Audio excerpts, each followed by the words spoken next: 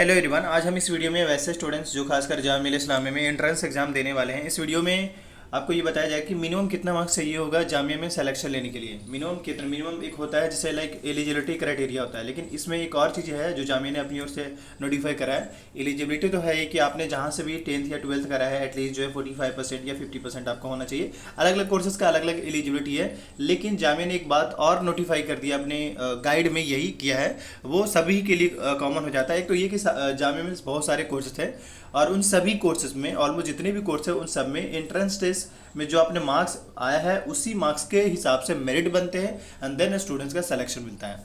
इसके अलावा जामिया में अगर बीटेक की बात करें और बीडीएस कोर्स की बात करें तो उसमें जेईई मेन के थ्रू होता है। अब उसमें भी सेम सीन है, मतलब कि उसमें भी अगर आपका मार्क्स अच्छा है तो मार्क्स के बेस पे ही होगा, क्योंकि अब हो सकता है कि आपका जेईई मेन में जो रैंक आया है और बाकी स्टूडेंट्स का भी रैंक उससे आपका कम हो तो देन उसमें मुश्किल होगा आपका। तो आपको यहाँ पे तीन चीज़ें समझना होगा। बीडीएस और जेईई मेन में जो एडमिशन का प्रोसीजर है वो जेईई मेन और नीट के थ्रू है, नीट बीडीएस के लिए और जेईई मेन बीटेक के लिए। इसके अलावा अब ये इसमें क्वेरीज हो सकता है, जो बीटेक का एलिजिबिलिटी है वही आपका, मतलब जो जेईई मेन का एलिजिबिलिटी है वही आप जामिया का है, कोई अलग नहीं है। लेकिन ये तो मैंने पहले ही बताया कि भाई वहाँ पे इतने सारे कोर्स है। इसके अलावा ये भी रिमाइंड कर दे कि अगर बाय द वे जिस कोर्स के लिए आप देना चाहते हैं ये पहले देखिए कि जामिया में वो कोर्स अवेलेबल है या नहीं, क्योंकि बहुत सारे स्टूडेंट्स के ऐसे भी कमेंट्स आ रहे हैं कि जो वो कोर्स जामिया में है ही नहीं, जैसे कि फार्मेसी नहीं है, नर्सिंग नहीं है और भी ऐसे कोर्सेज है जो जामिया में अवेलेबल नहीं है। तो आई वुड रिकमेंड कि आप जो है इसका गाइड एक बार जरूर देख ले। गाइड में इसके सारे कोर्सेज के बारे में बता दिया कि किस कोर्स में क्या एलिजिबिलिटी है, क्या एग्जाम पैटर्न है, वो सारी चीज़ें। बाकी अभी तो ये कि सीयूसेट को लेकर कोई वैसा 100% कन्फर्मेशन नहीं है, बट कभी भी शॉकिंग न्यूज मिल सकता है अगर फॉर्म आ जाए तो। लेकिन आते हैं आगे। दूसरा ये सेकंड पॉइंट पे कर रहा है, candidate obtaining less than 30% marks in descriptive part of the entrance test wherever applicable will not be shortlisted for interview admission. इसका मतलब है कि जामिया में तो बहुत सारे कोर्स थे, उसमें से कुछ कोर्स में डायरेक्ट एंट्रेंस बेस पे एडमिशन होता है, कुछ में एंट्रेंस के बाद इंटरव्यू भी होता है। जैसे कि आपका एमबीए नहीं, मेरे ख्याल से होटल मैनेजमेंट का जो कोर्स है उसमें इंटरव्यू बेस्ड होता है, और भी ऐसे कोर्स है जिसमें इंटरव्यू होता है। लेकिन जैसे कि बीए पॉलिटिकल हो गया, हिस्ट्री हो गया, बीबीए हो गया, इन सब में इंटरव्यू नहीं होता है, डायरेक्ट एडमिशन होता है।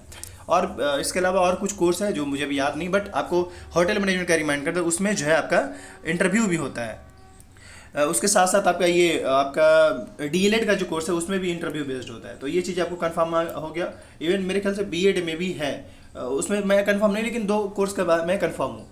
तो ये चीज़ तो समझ में आ रहा है कि इंटरेस्ट भी हो रहा है और इंटरव्यू भी हो रहा है, सभी में नहीं है, कुछ ही कोर्स में है। तो अब सवाल है कि इसमें क्या प्रोसीजर है सिलेक्शन का। सबसे पहला ये कि जो डिस्क्रिप्टिव पार्ट होंगे, मतलब जैसे मान लीजिए कि होता ही है कि कुछ जो पेपर है, कुछ जैसे मास्टर्स के जितने पेपर है उसमें जो है 40 मार्क्स का जो है एमसीक्यू रहता है, याद रखें 40 मार्क्स का एमसीक्यू रहता है और 60 मार्क्स का थ्योरी रहता है। तो इस 60 मार्क्स के थ्योरी में एटलीस्ट जो है आपको 30% स्कोर करना पड़ेगा। अगर आप स्कोर करते हैं तभी इनकेस अगर लिस्ट आते हैं तो उसमें आपका नाम आ पाएगा। देखिए इसका ये बिल्कुल भी मतलब नहीं होता है कि हाँ भाई आप 30% से ज़्यादा ला दिए तो आपका एडमिशन हो जाएगा, बस उन्होंने मिनिमम रखा है। जैसे कि होता है ना कि लाइक अब मान लीजिए एडमिशन कहीं लेना चाहते हैं, अब आपका भाई दबे इंट्रेंस क्वालिफाई कर गए और पता लगे कि आपका 40% ही है, तो ऐसे में आपका सिलेक्शन नहीं मिल पाता है। क्यों? क्योंकि उसका एलिजिबिलिटी क्राइटेरिया उस यूनिवर्सिटीज़ का 45% है और आपने लाया है 40%, जो 10-12 में जो मार्क्स आया है, तो इस वजह से आपका नहीं हो पाएगा। तो ये चीज़ समझना होगा। लेकिन यहाँ पे कह रहा है एग्जाम जो आप देंगे या एंट्रेंस देंगे उसमें कहा जा रहा है कि एटलीस्ट 30% जो है, जिसमें सब्जेक्टिव पार्ट लिखने को है उसमें एटलीस्ट 30% आपको स्कोर करना पड़ेगा। तो ये ऑलमोस्ट मास्टर्स के जितने भी कोर्स है उसमें ये एलिजिबल हो जाता है। बाकी आता है अगेन, कह रहा है देयर विल बी, मतलब ये नोटिफिकेशन बात करें, अगर हम इसकी बात करें तो ये आपका पीजी कोर्स के लिए ऑलमोस्ट है। अब आते हैं थर्ड पॉइंट पे, कह रहा है there will be negative marking of 0.25 marks. Obviously जितने भी एंट्रेंस है जामिया में सभी में नेगेटिव मार्किंग है, एक्सेप्ट स्कूल का एंट्रेंस है उसमें नहीं है। इसके अलावा ये कह रहे हैं there will be negative marking of 0.25 marks of each wrong answer in the objective type या MCQ in all programs of the universities. Candidate obtaining less than 15 marks of the objective type या MCQ will not be certified for the interview or admission. अब इसमें समझने वाली बात यह है कि आप जैसे, क्योंकि ये तो मैंने आपको मास्टर्स का दिखाया, यूजी में जितने भी कोर्स है ऑलमोस्ट उसके हिसाब से अगर देखा जाए तो आप किसी भी कोर्स में 15% से कम मार्क्स स्कोर नहीं कर सकते, वरना आपका लिस्ट में नाम ही नहीं आएगा। मतलब हो सकता है आपका वेटिंग में नाम आ जाए, लेकिन पहले तो ये कि नाम ही नहीं आएगा लिस्ट में, क्योंकि आपने 15% से कम मार्क्स स्कोर लगाया है। जैसे अभी क्या हुआ था मैं आपको रिमाइंड कर दूं, जामिया में डिप्लोमा इन इंजीनियरिंग का पेपर होता है जिसमें 200 मार्क्स का होता है। लास्ट ईयर जो इसका कट ऑफ गया था, लास्ट वो 30 गया था। 200 मार्क्स का पेपर है, लास्ट जो कट ऑफ गया था वो 30 गया था, और 30 ये जो था वो सेल्फ फाइनेंस का था। अब कुछ स्टूडेंट्स का क्वेरी था कि सर क्या 30 से नीचे भी जाएंगे?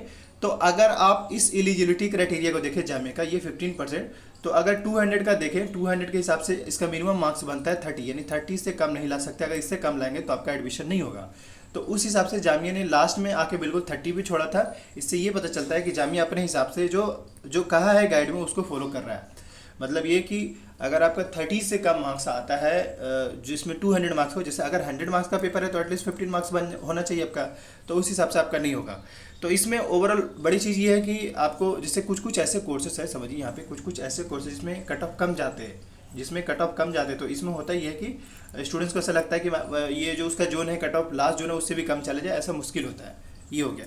इसके अलावा ये दो चीज़ हो गया, मतलब ये कि आपको मिनिमम जो है थ्योरी वाला में 30% से अब स्कोर करना पड़ेगा, और MCQ वाला में है जो है 15% से अब स्कोर करना पड़ेगा। और अब आते हैं थर्ड पे, करेक्ट एब्सेंस ऑफ कैंडिडेट। अगर कोई स्टूडेंट्स नहीं आते हैं तो उनको एज अ माना जाएगा कि वो इंटरेस्टेड नहीं थे, या उनको एज एब्सेंट माना जाएगा। Fourth, no applicable request from candidate for rechecking और रीएवल्यूशन।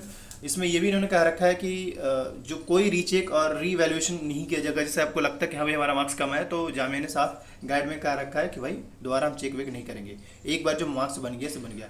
इसके बाद कह रहे हैं यूनिवर्सिटी का भी अपना एक राइट है जो उसको मेंटेन करेगी। University has a description to offer or not any admission programme for shortlisted candidates less than 50% of the total seats. Obviously ये इंपॉर्टेंट उतना भी नहीं है। इसके अलावा अगर बाई द वे आपका नाम आ जाता है और आपका एडमिशन लिस्ट में आप एडमिशन भी ले लेते हैं, तो आपका एडमिशन जो है ना वो प्रोसेस में रहता है। आप ऑब्वियसली सारे डॉक्यूमेंट सबमिट भी कर देते हैं, लेकिन ये फाइनली कंफर्म होता है प्रॉक्टर ऑफिस से, चीफ प्रॉक्टर ऑफिस से फाइनली ये डन होता है, एंड देन आपका एडमिशन होता है। इसके अलावा again verification of documents submitted in various programme of university will be done on the office of dean. Obviously जो भी डॉक्यूमेंट्स आप लेकर जाते हैं, जिस यूनिवर्सिटी जिस कैंपस में या जिस डिपार्टमेंट में आपका एडमिशन वहाँ जाकर कन्फर्म होता है। इसके अलावा ये है कि वेबसाइट को ये कहा जा रहा है वेबसाइट को आप चेक करते रहा करिए, जो भी लेटेस्ट में न्यूज़ अपडेट्स आते रहते हैं। दो वेबसाइट है जामिया का, jmi.ac.in और दूसरा jmicu.in। इसके अलावा कोई there is no provision of nomination on any seat on authority and no application request will be maintain in regard. मतलब इन्होंने साफ मेंशन कर दिया कि जो होता है ना, जो लोग कहते हैं कि टीचर्स के भी आप में, ये फैकल्टी के भी आप में, उनके भी आप में आपका हो जाएगा, ऐसा नहीं होने वाला है। खास यहाँ पे मेंशन है साफ। एंड इसके अलावा यहाँ पे ये भी जो हॉस्टल को लेकर बहुत सारे स्टूडेंट का क्वेरी आता है, देखिए यहाँ पे इन्होंने साफ कहा रखा है there is no guarantee of hostels accommodation as university has limited residential facilities for students. इसका मतलब है कि हॉस्टल का कोई गारंटी नहीं है, क्योंकि जामिया का जो हॉस्टल्स का जो सीन है उसके पास काफ़ी लिमिटेड सीट्स है, ज़्यादा सीट्स नहीं, इस वजह से बहुत कम स्टूडेंट्स को हॉस्टल्स मिल पाता है। तो ये चीज़ आपको समझना पड़ेगा। बाकी कुछ यूनिवर्सिटीज़ अपने गाइडलाइन है, इंपॉर्टेंट है, यही है। और अगर किसी खास टॉपिक पे वीडियो चाहिए तो आप कमेंट करिएगा। एक बात और ऐड कर दें, जो भी स्टूडेंट्स जामिया में सर्टिफिकेट प्रोग्राम के लिए एडमिशन लेना चाहता है, सर्टिफिकेट कोर्स के लिए रेगुलर में, हालांकि वो पार्ट टाइम ही होता है, बट वो एज ए इंटरेस्ट के बेस पे होता था इससे पहले, लेकिन जामिया ने इसको रिजर्व करके स्टूडेंट्स के लिए शिफ्ट कर दिया। जामिया के स्टूडेंट्स के लिए क्या है वो दिखा दें, diploma, advance diploma, diploma and certificate programme issued from.